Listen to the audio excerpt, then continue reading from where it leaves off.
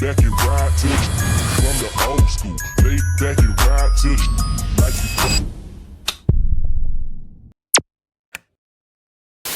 Hey, what's good? Paul here. Ito ang update for this month. Matatapos na naman ng buwan. Hindi siya ganun ka-perfect, pero ramdam ko yung progress kahit sa maliliit na bagay lang. Since last vlog ko, sinabi ko talaga sa sarili ko na kailangan ko seryosohin tong mga ginagawa ko, lalo na sa pag-content and syempre sa pag-reach ng mga goals ko. Hindi lang basta gawa ng mga videos, kundi para maging consistent at may direction tong pinagagawa natin syempre.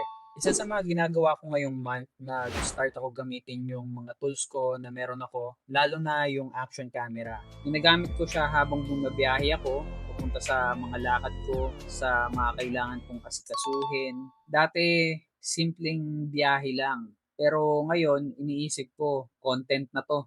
Then, dumating sa point na kailangan ko mag-upgrade. Nagka-problema kasi yung phone ko. So, kailangan ko talagang palitan yung device ko or ng bagong device para mas maayos yung pag-film ko. May nakausap ako sa Blue App and for 1 week, nag-uusap kami hanggang nag-set kami ng meetup. Dinala ko yung action camera and I filmed everything from biyahe papunta sa mall, hanggang sa actual meetup. And ang maganda pa nito, brand new yung phone.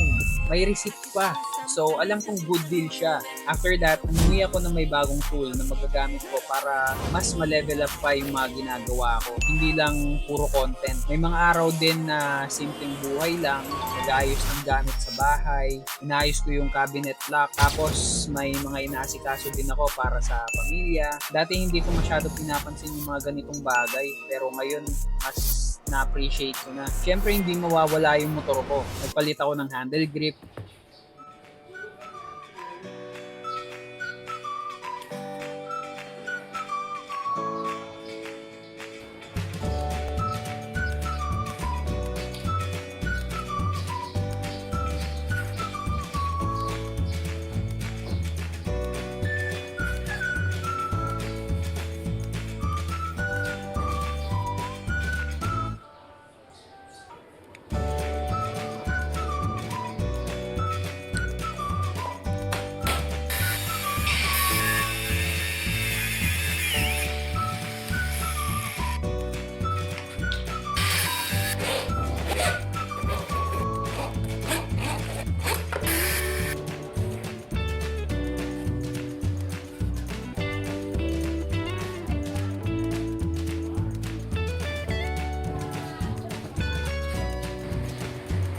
Inayos ko yung flaring sa harap. Since may time pa ako after makabit yung handle grip, dito sa part na to, dito yung aayusin. Kasi ang pangit tignan.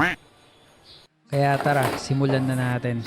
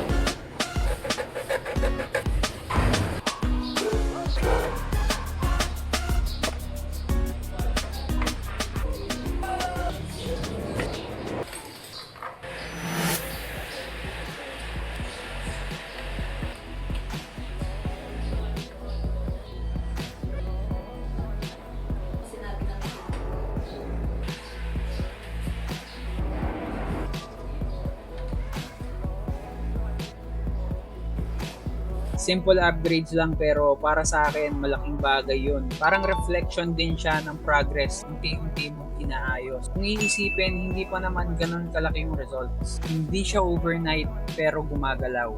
Ngayon papasok na yung next month, mas klaro na sa akin yung direction ko. Mas marami na content, mas maayos na system, at focus na execution.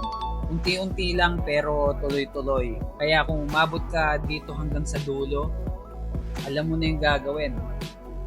See you sa aking next video.